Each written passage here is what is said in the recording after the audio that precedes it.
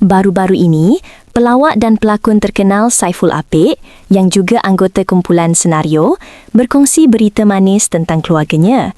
Dia kata, selepas hampir 3 tahun anak sulungnya, Muhammad Riyad Aslam, mendirikan rumah tangga, dia kini dah bersedia untuk jadi datuk.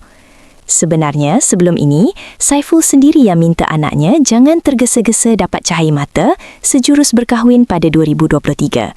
Cucu belum ada lagi. Saya cakap pada anak, seorang sudah berumah tangga dan seorang lagi akan berkahwin.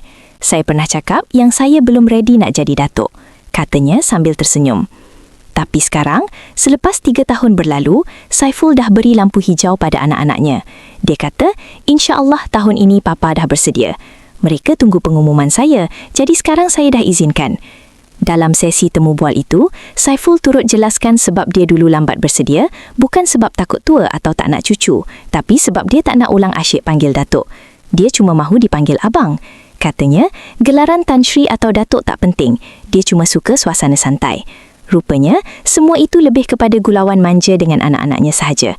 Selain itu, anak keduanya Muhammad Radzin Aiman dijangka berkahwin tahun ini. Jadi, keluarga Saiful akan tambah seorang menantu lagi.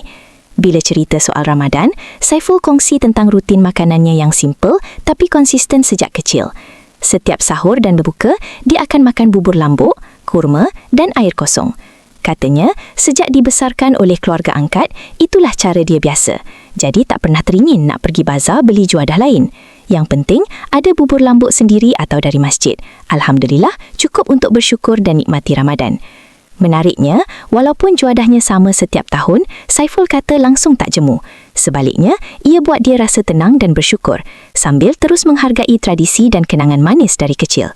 Kalau ikut pendapat anda, rutin sederhana tapi konsisten macam Saiful Apek ni boleh tak dijadikan inspirasi untuk hidup kita sendiri?